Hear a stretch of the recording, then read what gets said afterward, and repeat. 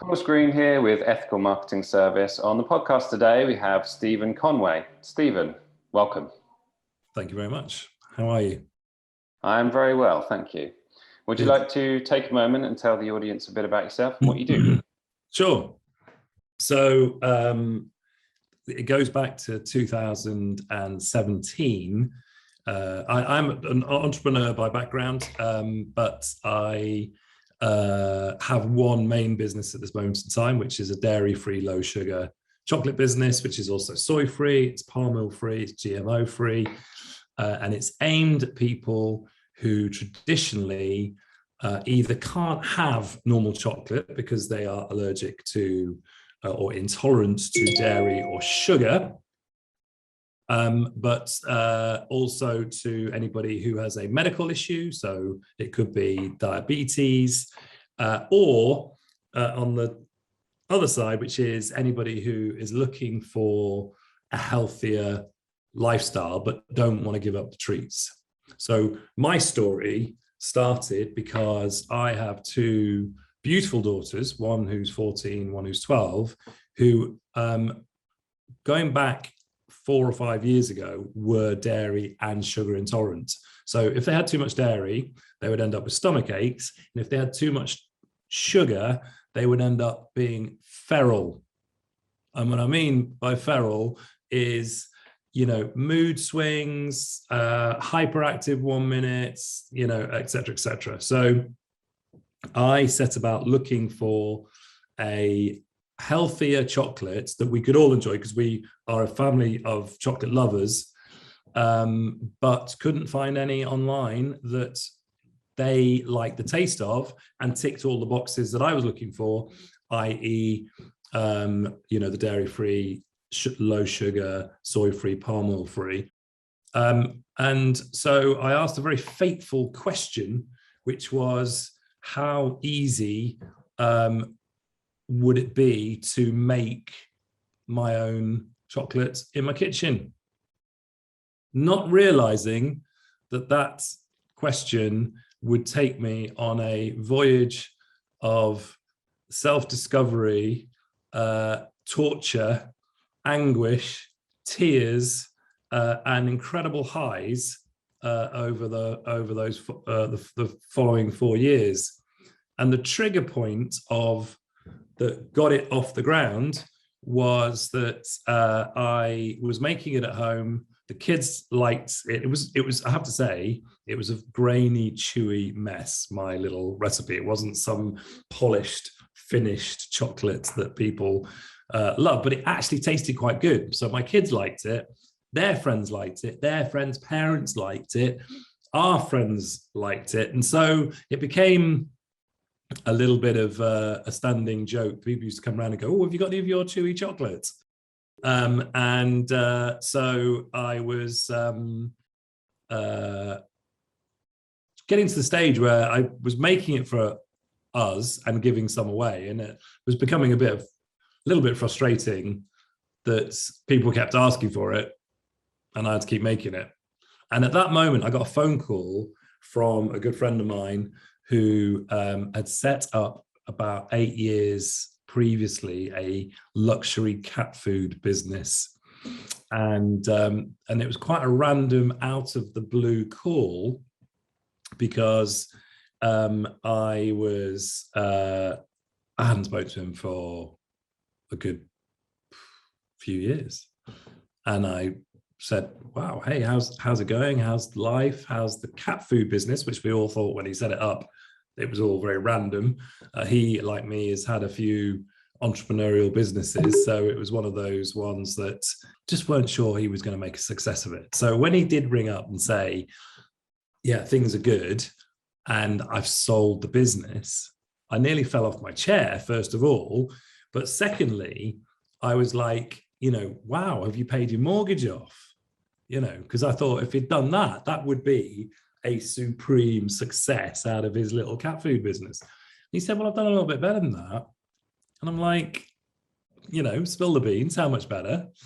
And he said, "Well, 50 million better." And I just literally dropped the phone and I picked it up and I said, not that it matters, but did you say 1-5 or 5-0? And he said 5-0 in cash.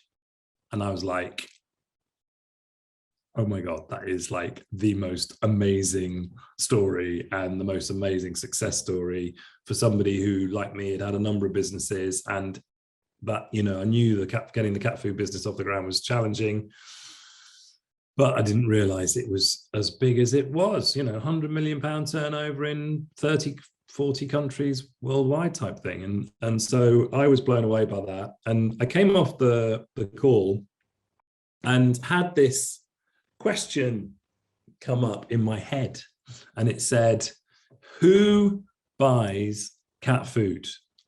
And I was like, well, probably mainly women, I would think. Where do they buy it? Supermarkets. How much is it? Well, it's got to be, I don't know, £3. I don't know. I don't have cats. I'm not a big cat fan myself. Is it a repeat purchase? Yes, it is. And if they like the product, will they rave about it? And I thought, well, probably. They'd rave about it to other cat owners and say, this is really good stuff. So I said, bearing in mind that this was a critical juncture of me getting frustrated with making chocolate for other people, I just asked the same question. So I said, well, this is literally internally, sat at my kitchen table, literally through the door there. And I went, well, who buys chocolate? And I thought, well, probably mainly women. I know that sounds like a bit of a generalization, but I genuinely, and it is borne out by the statistics with us, we are probably about 60-70% female purchasers versus male purchasers.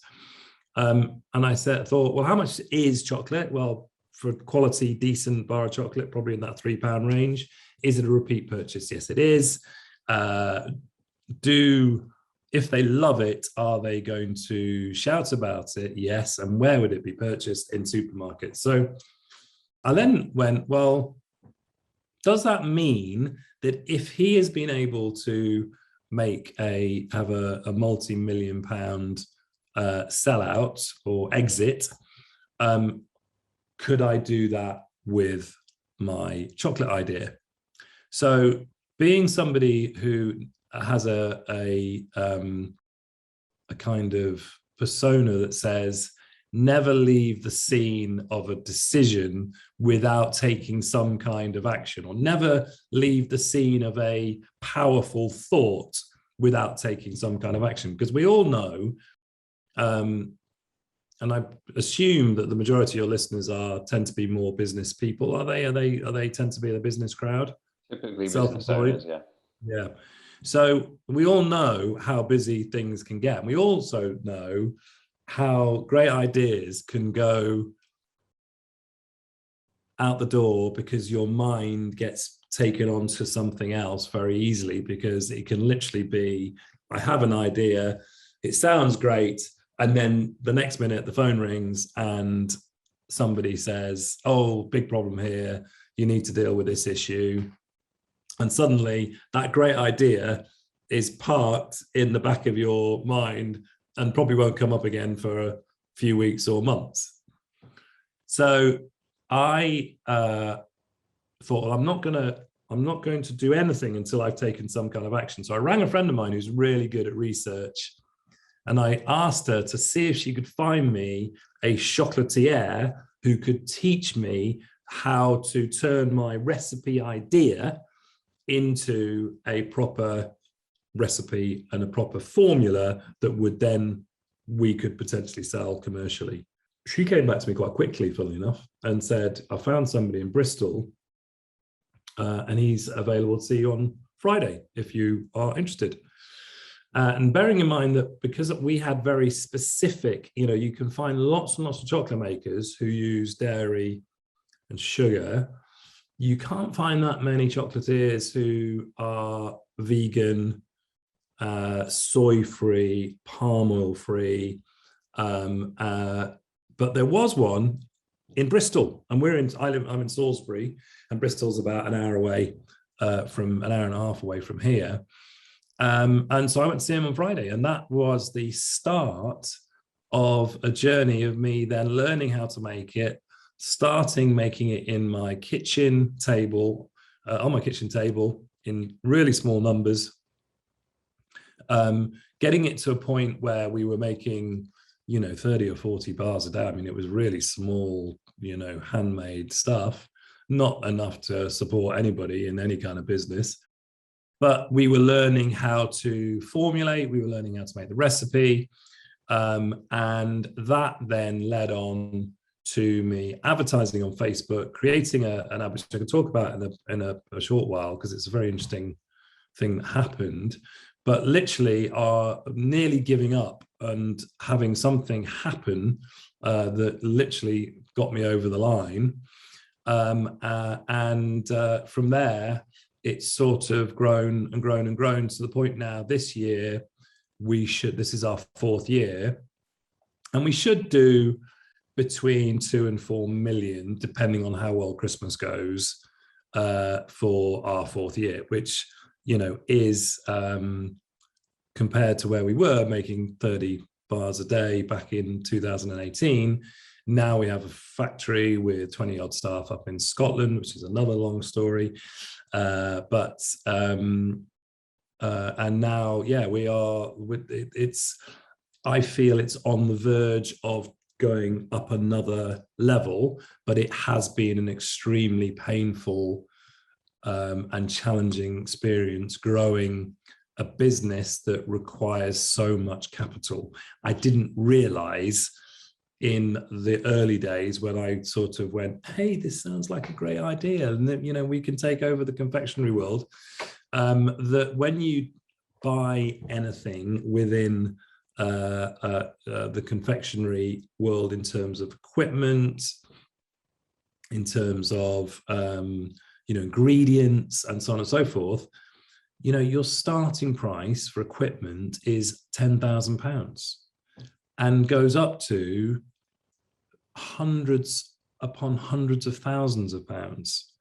And so trying to create a business when you have no money and nobody wants to back you, and nobody's interested in a startup with not great margins, becomes, it has been something that has been very challenging and very rewarding at the same time. So I have learned an incredible amount.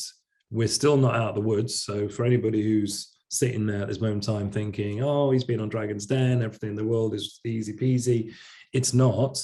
And I completely relate to any small business owner, of which we were just before we went live on this call, we were looking at the statistics. There are just shy of 6 million small businesses, which account for half the turnover of the UK. And so I am somebody who is very empathetic towards other small business owners who have been through the mill and back to create something for themselves and something that produces profit. And I know how hard it is, and I know the sleepless nights and the challenges that brings. So if you are a small business owner watching this, well done, number one, for being entrepreneurial. Well done for sticking your neck out and taking a risk where most other people won't. And well done for sticking through thick and thin to be watching this today. And, I am here in solidarity with you for all of your efforts, pains, and what have you, because, you're not alone. So that's a brief, well, not brief, really, actually. A very positive message. Thank you for the introduction, and thank you for the well done on behalf of everyone. At what point does the idea come to you about potentially going on Dragon's Den? Okay, so I was when we'd sort of got it up to a reasonable, I'd say a reasonable level in terms of making a few bars. We'd moved it from, I have an office just up the road, which we took everything out, which is a small video production company. We took all of the camera equipment out and we turned it into a slightly bigger chocolate factory making, instead of 30 bars a day, we were making 300 bars a day, compared to, when we make bars now, we make anywhere between 5,000 and 15,000 bars in a day, just to give you a bit of an idea. So going from 5 bars a day to 30 bars a day to 300 to now, conservatively 10,000 a day. When we were at the sort of 300 bars a day type numbers, we had a lot of people here in the village and friends who would try the chocolate and say, this is perfect for Dragon's Den. You ought to think about going on Dragon's Den. This is absolutely right up their street. And I'm like, I am not going on TV to embarrass myself. I see what they do. They rip them to bits. If you don't know your numbers, it's just a high risk strategy. But people kept saying it. And I was getting bored of people saying, you should go on Dragon's Den. And I have just directly opposite here, which I can actually probably show you if I turn my laptop around. I don't know whether you can see, but across the road there, if I hold that up, that's a pub called the Wheat Sheaf. And I was in that pub having a few ales on a Friday night, as you do, when somebody said to me, you should go on Dragon's Den. And going back to that thing about, taking some kind of action, this sort of hit home because I was drunk. And I thought, you know what? I sort of did this thing where I looked to the gods and said, okay, I've got the message. Go on Dragon's Den. So I came back here into the study next door where the computer is, and I drunkenly filled in a Dragon's Den application form. God knows what it said. God knows what the spelling must have been like, because I was several sheets to the wind.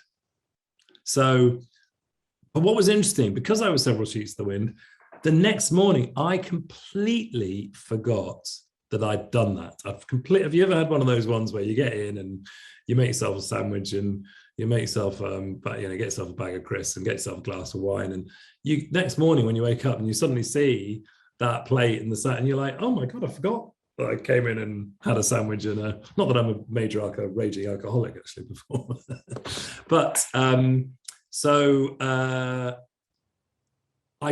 just completely escaped my mind. And it literally was about 3 months later. That was about November time. And it was beginning to mid of February, sat in the kitchen, working on my laptop.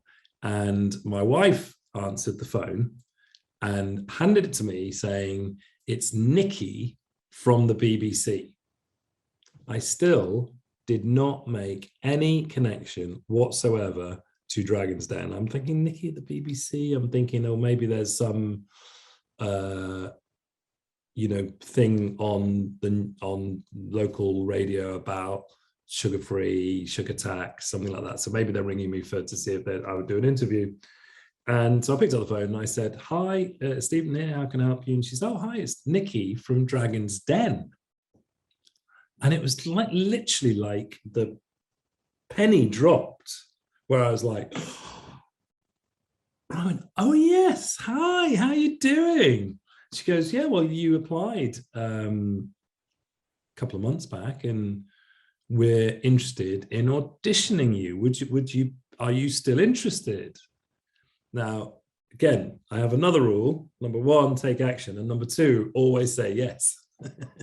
So I went in my head, well, they're going to give me at least a week, maybe 2 weeks notice. So I went, absolutely, would love to come to an audition. This was Friday afternoon.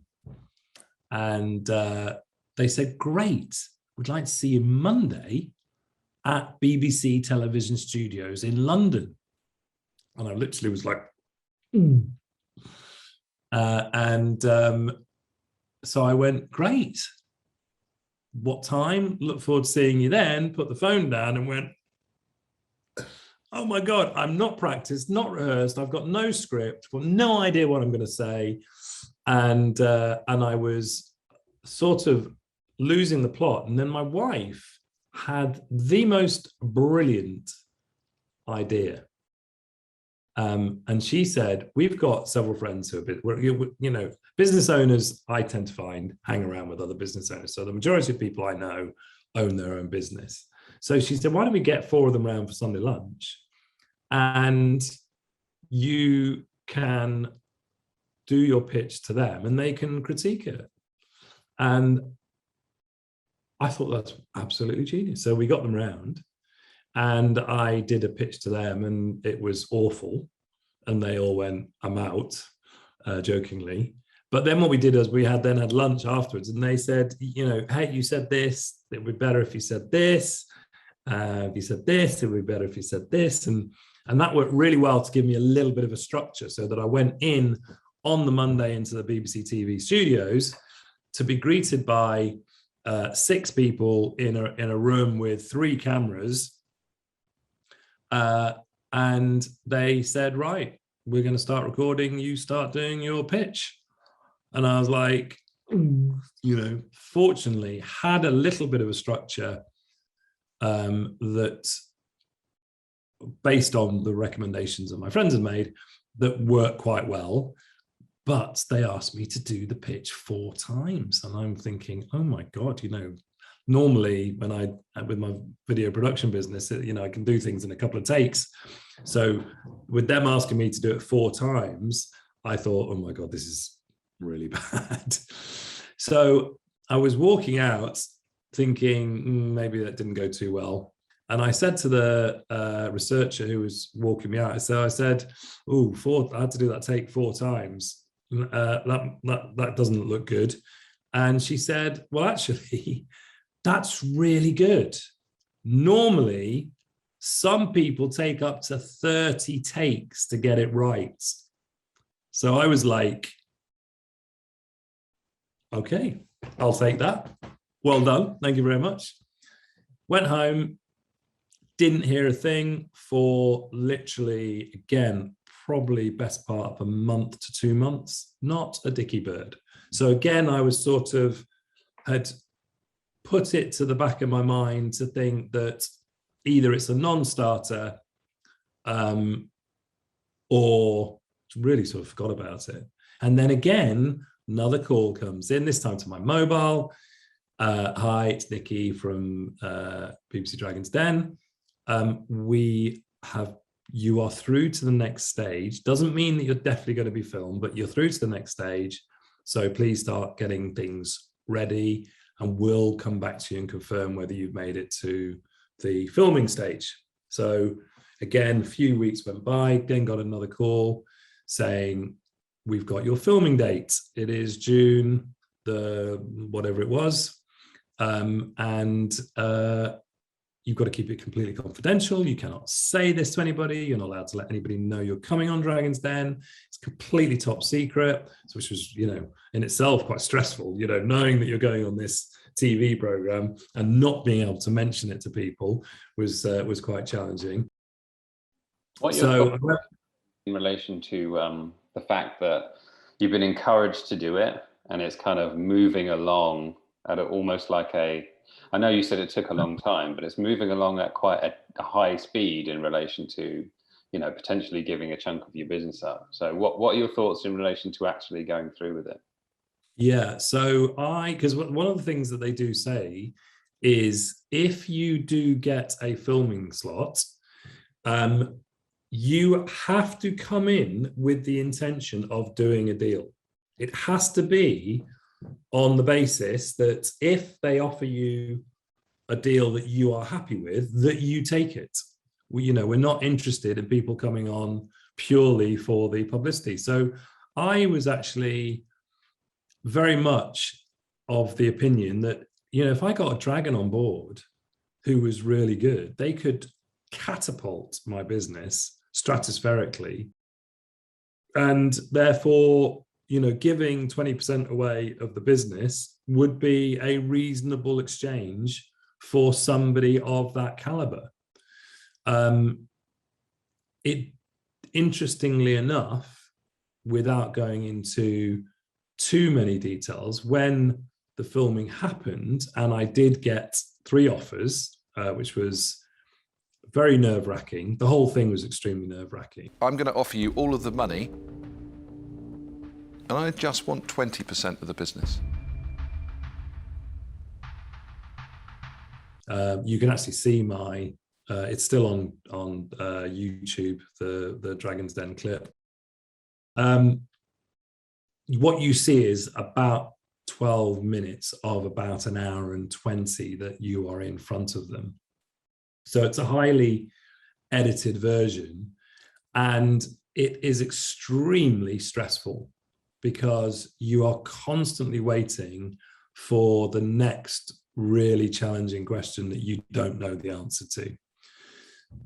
Fortunately, I managed to keep my composure, although my hands were, and they're still sweating 2 years later, that I got the 3 offers, and Peter Jones was the one I felt was just the most enthusiastic.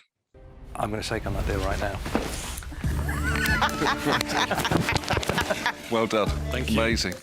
Albeit in reality, probably Tej had the better contacts with the supermarkets and what have you. However, Peter just seemed a lot more enthusiastic. So I genuinely, when I did the deal on the show, genuinely was excited about working with him.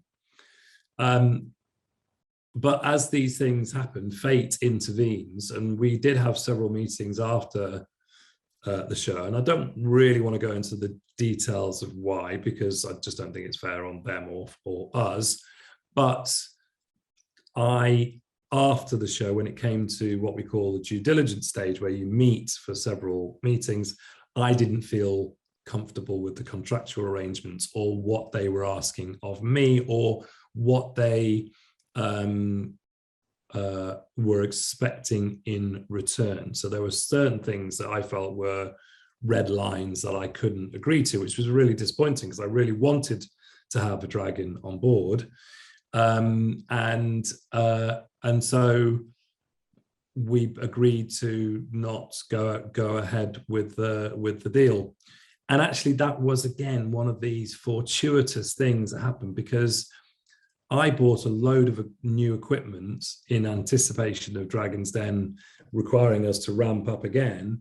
And a lot of this equipment malfunctioned in the lead up and post days of Dragon's Den being broadcast, which caused us no end of grief, because making a specialized product like we do, and we are, as far as I'm aware, the only company that has a dairy-free and practically sugar-free chocolate that combined, it's quite a challenging product to make. And therefore we had all sorts of problems. Having been on Dragon's Den and said I'd had scaling up issues the first time around and that you had got over those, here we are post or just pre Dragon's Den having another set of scaling up issues, which meant that we were, the chocolate that we were giving out was not that great. And so we were then being judged. And also, not only was it not great, but we were having real problems making it in the numbers we needed to satisfy the demand from Dragon's Den. So on the good side, it put us on the map. But on the downside, we were not putting out our best chocolates, which was extremely frustrating and depressing. And it got to the point where so many things were going wrong that I was literally, every phone call that came into me, I was expecting another piece of bad news. Like there's this one when we eventually managed to get this 2 pallets worth of chocolate to the distribution center, the fulfillment house that we were using. And that meant we could clear a lot of orders that were, some of these backlogs were running now into not weeks, they were running to months. And I was having to say to customers, please bear with us. It's down to the amount of orders we've had. You can, if you want to, you can get a refund, but if you're happy to stick with it, we'll get the chocolate to you eventually. And most people thankfully stayed with it. So we had these 2 pallets of chocolate bars, which would have cleared a good 20% of the initial orders. So we would have done a really good job of at least those early orders, we could have got them cleared. And I got this phone call from the fulfillment house saying, we've had to reject the 2 pallets. And I'm like, what do you mean we've had to reject the 2 pallets? This is like the first chocolate we've got to go out to customers who are now by this stage screaming at us as to why they haven't received their delivery. And they said, well, what they did was they stacked other pallets on top of your pallets, crushing all of the chocolate below.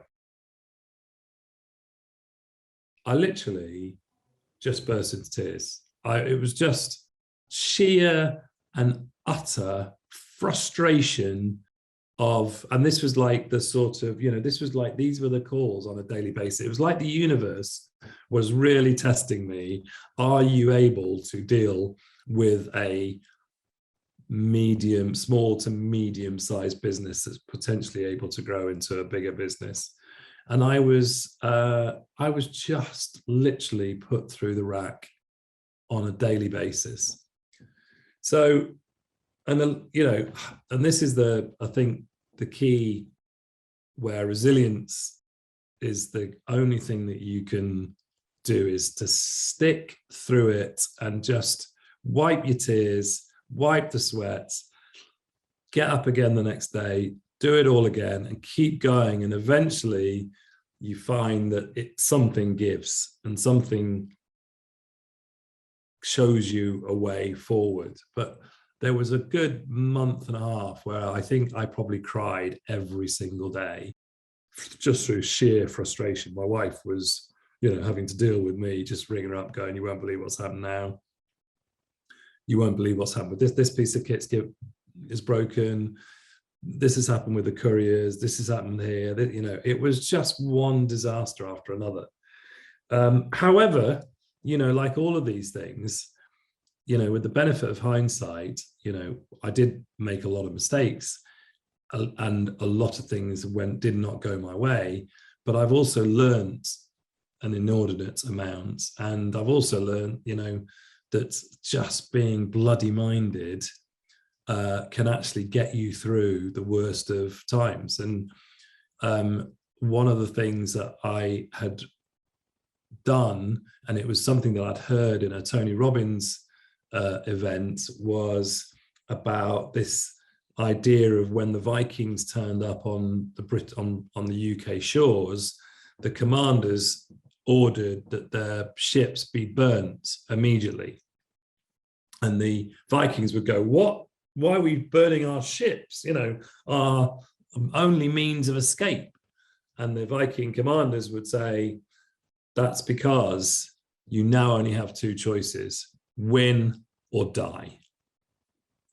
And this idea of burning your boats to create a situation where there is no plan B was pretty much where I was at, because I was all in financially, I was all in emotionally, I was all in physically, and I had no other choice but to keep moving forward. If there was a get out clause and I had money elsewhere, or I had assets elsewhere, or I could have bombed out, would I have bombed out? Possibly. Possibly I would have taken the easy option, but I didn't have a choice. And while, we are considerably bigger than we were then, and, in terms of turnover, then we were about 500,000.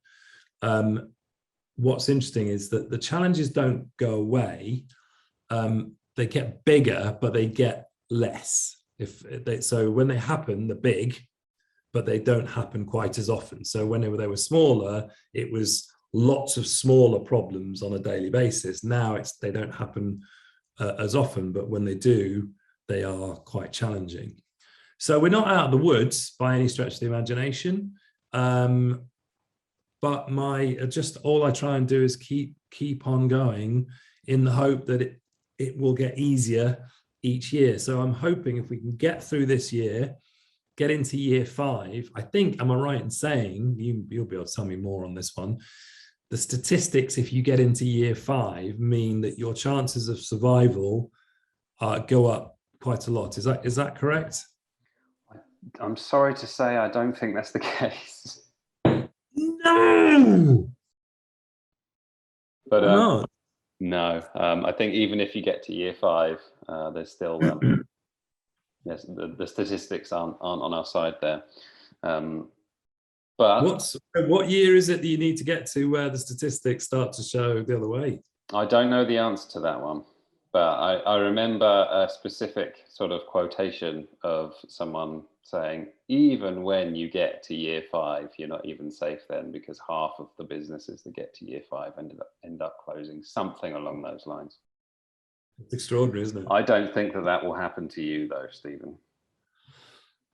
You know what? I hope not. I genuinely hope not. But you just don't know. You know, this summer has been very, very challenging because sales of chocolate in the summer are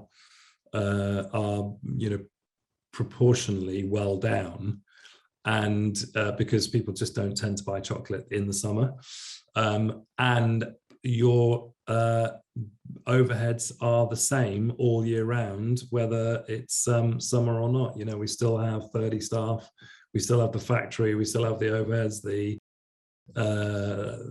ingredients, the packaging, the build up to Christmas as well. So you're having to invest in all of the stock, ingredients and what have you for the build up to Christmas when you have the least amount of money coming into the bank. So yeah, it's not easy, but I'm appreciate your positive words, and I take that I'll take that to heart actually, because sometimes, you know, as a business owner, you can actually feel that it's a, you know, quite, you know, it can get quite challenging to keep the self-belief. So to hear somebody say they don't think that's going to happen to you, it's actually it's quite a boost actually. So thank you for that.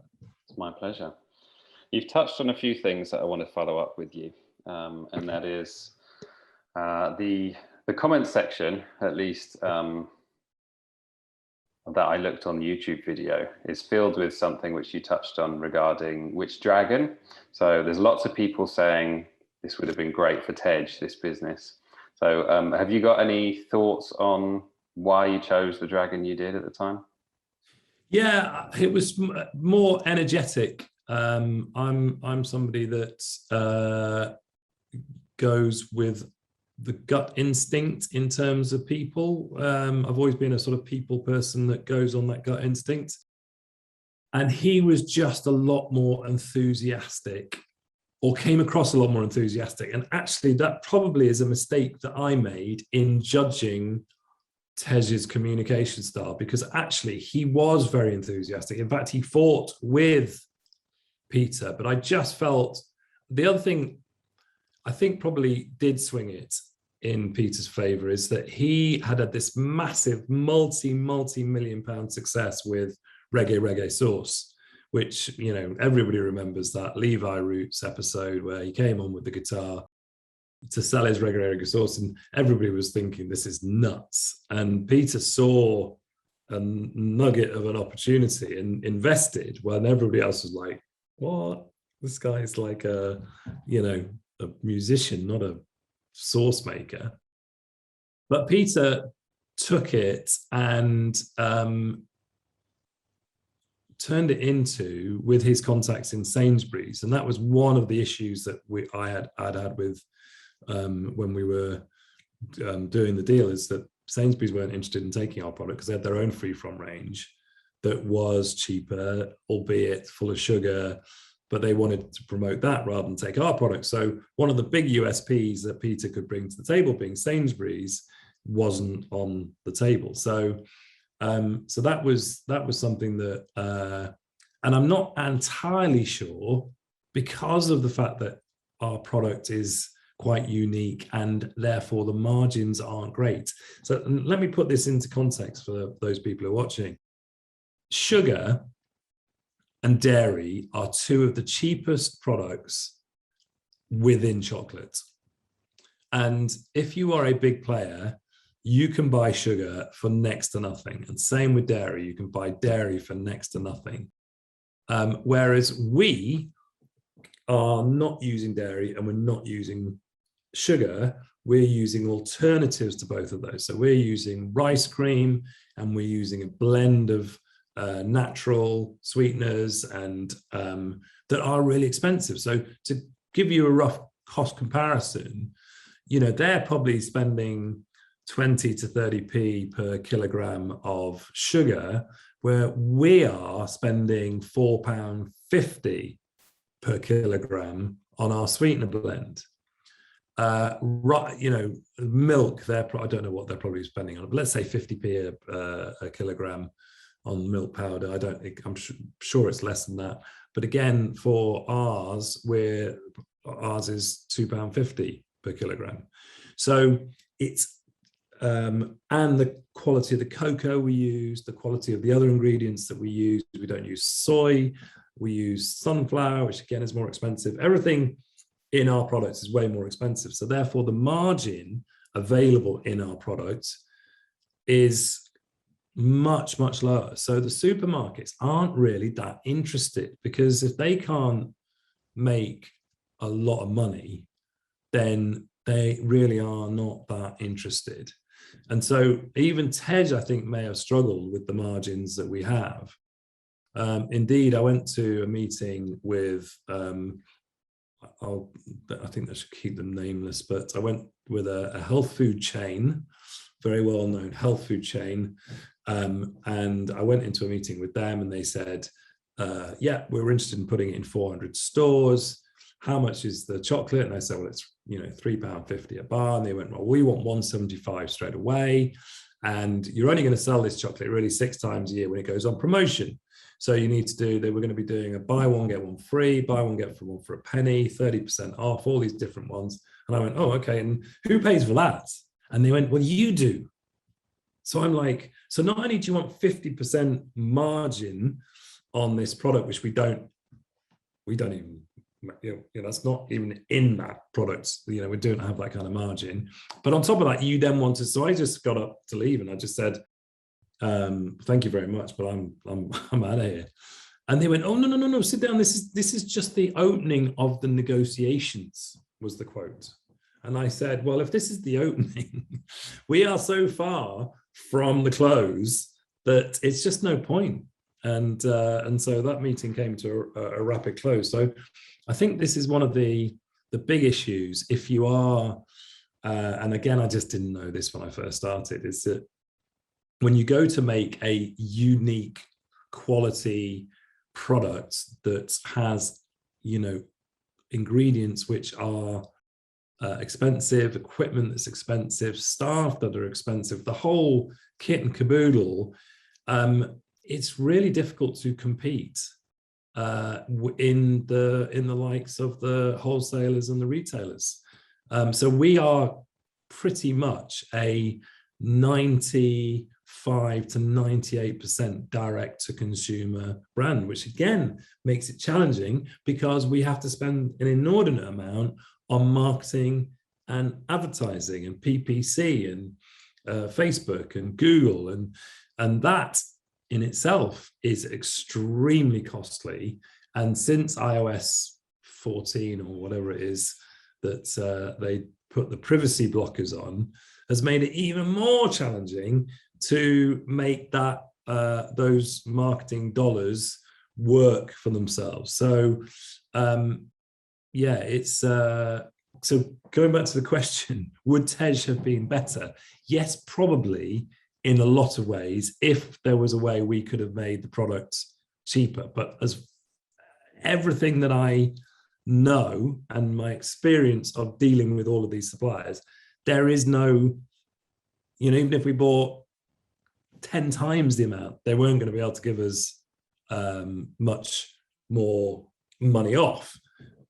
So the price of our product is the price of our product. So I truly believe that even if I'd chosen Tej or I'd chosen Deborah, I don't think we would have got very far with them, because their experience, knowledge, contact are with the multiples. And I just don't think there was enough margin ever. And we've spoken to these multiples since then, and we've not got any traction in with them. So I think possibly in the future, when we become a bigger brand and we become more well-known and people start to demand us, then we might have a little bit more negotiating flexibility with the multiples, because they want us, as opposed to us going, please, take our chocolate, please take our chocolate. But for them, they're offered multiple products every single day. Do they need our chocolate in their supermarkets at this moment in time? Probably not. But as the focus starts to turn on obesity, the sugar tax, health in general, diabetes, a lot of the reason why I started this business was because I suffer from brain fog, rheumatoid arthritis type symptoms. My wife has been diagnosed with rheumatoid, and we both use diet to control, especially her, who's got, if she doesn't control her diet, she has very strong rheumatoid arthritis issues. So she has to be really strict on her diet. Me, I just sort of get that aches and stiffness and what have you, and stiffness in the joints. So I'm not anywhere near as bad as her, but the brain fog can be something that if I have too much sugar in my diet, I get brain fog, and that's really quite frustrating. So, so for me, the making of this product was not, in the early days, was I'm trying to solve a problem. I'm trying to solve an issue for my children, and I'm trying to solve an issue for me and my wife, where we want to have chocolate that we can eat and not worry about it. And that then led to us going, well, could this be something that other people want? And it's obvious that it is what people want. And my belief is that it's going to be something that's going to be grow in its need, because lots more people are being diagnosed with diabetes, with arthritic, autoimmune style problems, cancers on the rise, which we know that sugar is a big feeder of cancer, Alzheimer's and dementia. Again, things can be linked. There are definitive links with sugar in those. So there are a lot of what we call lifestyle type diseases that are exploding, and our product helps with that. If you're a diabetic and you have chocolate, it's going to send your normal chocolate, it's going to send your bloods going skywards. And I'm very passionate about nutrition. I'm very passionate about health. And one of the things two of the things that I am now really think this is the medicine and the focus of medicine in the future is twofold. Gut health, so having a healthy microbiome, and having a healthy microbiome means not having sugar or having very little sugar in your diet, because the sugar feeds the bad bacteria within your gut. So that's number one. And number two, and there are a number of very leading scientists and doctors who talk about this now on YouTube, and that is health starts with keeping your blood sugar levels as stable as possible. When you create a erratic blood sugar daily routine, that is the two things that happen there is inflammation, which is the big underlying, if you think about what is causing autoimmune issues, dementia and what have you, inflammation is the thing that underlines all of this. And inflammation is I'm not a doctor, so I will say quite clearly here, this is just what I've learned, and therefore if you need to get medical advice, you do it from a proper medical practitioner. However, from what I have learned, you want to keep your blood sugars as closely stable as you possibly can if you want to have good health and not have inflammation issues. So for me, this product is a product that solves a big need within the marketplace, which is we all want to have a treat, but we don't want to have a treat at the cost of our long-term health. And so for me, it's all about, it's sort of a bit of a cause in a way that, trying to educate people to look after their gut and look after their blood sugar levels and their inflammation levels is critical to the future health of the country. And the problem is, because we don't, as a country, we have the number of issues and the if you think back to when you I don't know how old you are, but I'm 54 years old, and when I was a kid, there was one overweight kid in a school of 600 children that I attended. Diabetes was really rare. Alzheimer's and dementia was, not something that was particularly big. Cancer was something, again, was quite, quite happened. These things, they weren't not there, but not anywhere near the scale that they are today. And I absolutely put that down to, what we put in our mouth. And I would say that is 70% of the issue. The rest of the 30% is made up of stress, very stressful, having stress on the body and the mind that does not help with gut health. So, what we say to ourselves and what the thoughts we have. And then the rest of it is sort of an environmental. So environmental being pollution, quality of food, pesticides in our food, and so on and so forth. So, having a lifestyle of low sugar, exercise, plenty of sleep, for me, is the future of health. Going on a bit of I should be coming right now. I'm starting the new parliamentary party for health. Well, thank you for the answer. Just to conclude the den, how much would you say the 1.5 million views on YouTube and also the appearance and getting a deal, how much would you say that's impacted your business? Huge. Cannot underestimate it. So if you are somebody who is thinking about going on Dragon's Den, if you've got a powerful message and a powerful product, then it can be absolutely,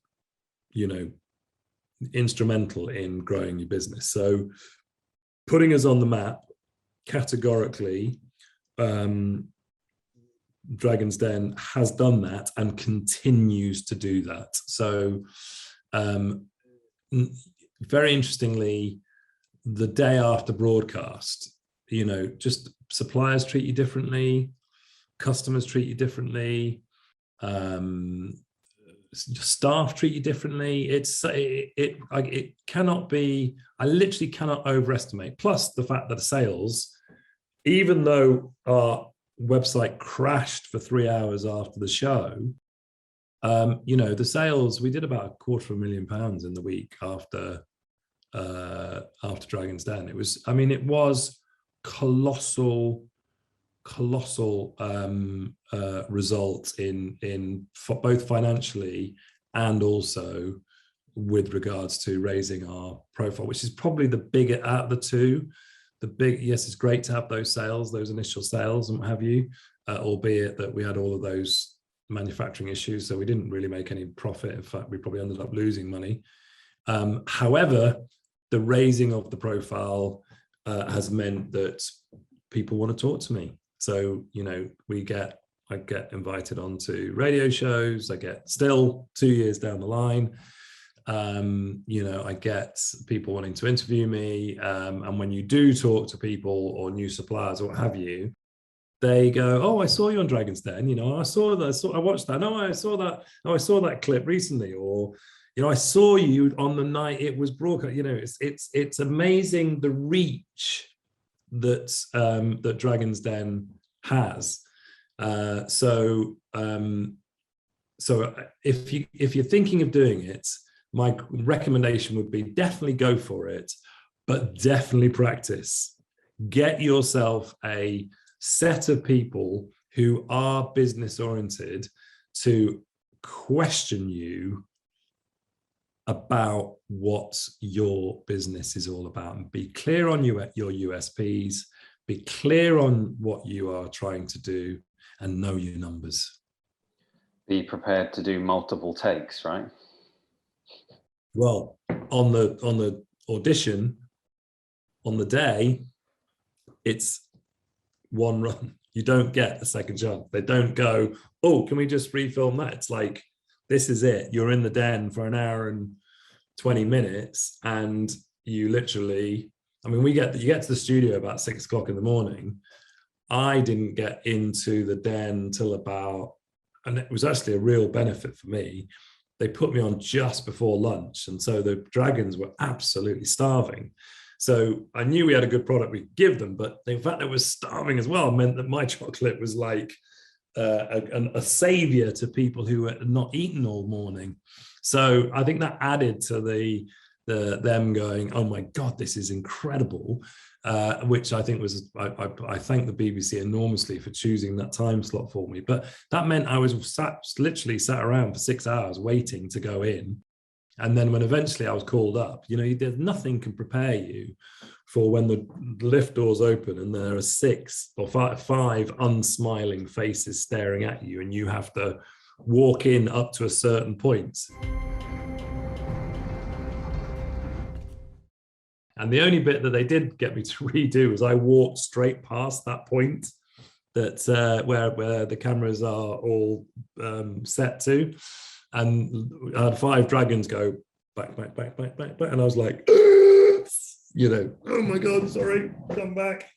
And that, you know, that immediately puts you off, you know, at a disadvantage straight away, because suddenly, you know, you're thinking, "Oh my God, I've done this, and now I've got to do my pitch. I've got to compose myself." But I had practiced my pitch hundreds of times and re-edited it, redid it, practiced it in front of multiple people. Even when I was up in Manchester, they filmed it in Manchester, and I was staying at a hotel the night before, there are a few business people in there was like a little business center, and they were working away, and I just said, "Do you mind if I borrow you for 5 minutes? I just need to practice my thing again." And just kept getting feedback from people saying what was good, what's not good, and so on and so forth. So I would really, really recommend that you absolutely practice your pitch in front of as many people as possible. I think a lot of people make this mistake, which is, "Oh, it's embarrassing, so I don't want to go and do it in front of one of my friends," or "I don't want to do it." Let me tell you, it's a lot better getting told that what you're saying is not great from your friends than it is hearing it from the dragons, because the dragons are brutal. They are absolute. They do not, you know, in that hour and 20 minutes, they just say it as it is. And if they don't like something, they will just go to town on you. And you know, there were a couple of other people on the day that I was filming who didn't get the deals, and they really ripped into them. And I would say that a lot of that was down to the fact that I just practiced, and I kept practicing. And fortunately, it paid off. Well done for all that. Context for this question is just regarding the luxury cat food that you mentioned. What are your goals for the company? Right.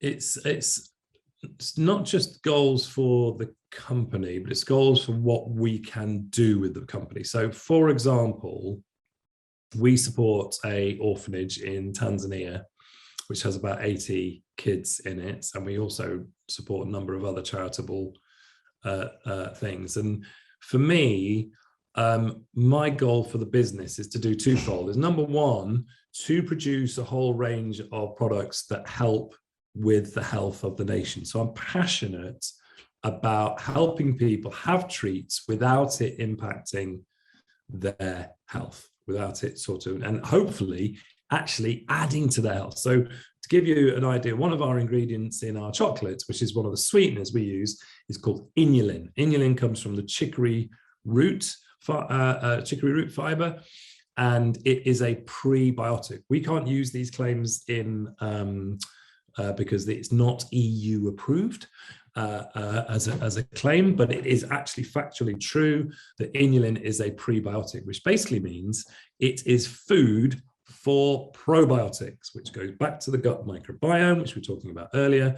So when you eat our chocolate, you are feeding your good bacteria. We can't make those claims in any advertising, but I can on this show because we're not doing an advert. My goal is that our products help improve the health of the nation at the same time as giving them a treat. That's number one. And then number two is I hope and I pray that we make enough money with which to be able to make the world a better place, whether it be supporting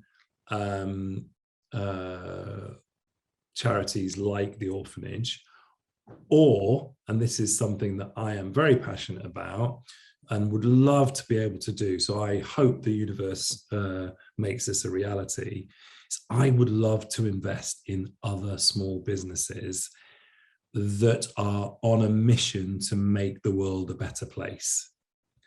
And because nothing would make me feel happier and prouder than being able to say, I left this world in a better place than I found it.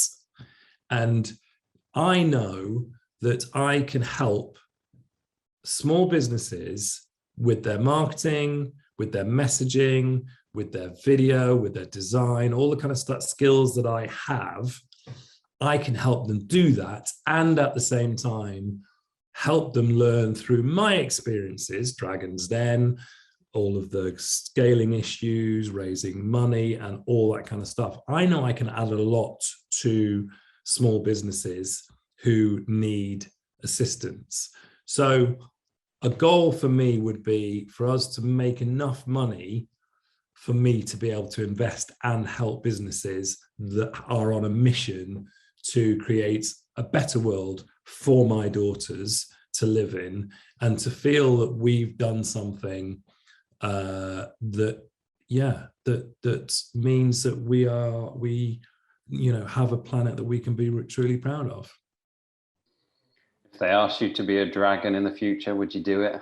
Absolutely would do it in the drop of a hat. And I would hope that I would be a supportive dragon. I know that's quite challenging because it's obviously TV as well, so they want it to be dramatic. But yeah, I would definitely jump if I had that kind of money, which at this moment in time I don't. But if and when that does happen, I would jump at the chance to be a future dragon. Yeah. Is there anything which you'd like to mention that I haven't asked you about today? Yeah, I think again, going back to this message of being an entrepreneur and running your own business is not easy. And therefore, my message would be, if you are struggling, reach out to somebody who can support you, and don't listen to the naysayers. It's so easy to surround yourself with people who go, I told you it was shit.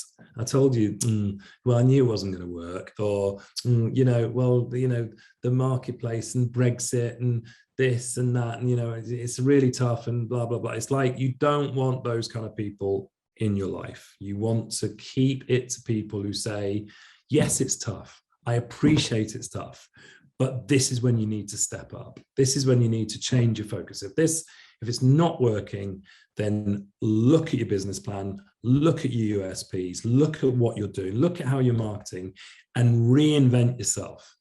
Don't just listen to the what I call the neg ferrets, or I think there are two people, and they do it, most people do it with the best of intentions, but I believe that there are two types of people in this world.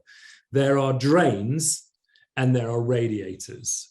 The drains will suck all of the optimism, hope, desire, enthusiasm. They just suck it out of you in terms of, that's never going to work, and you don't want to be doing that, and somebody else is doing that, and your product's not that great, or whatever. You want them out of your life.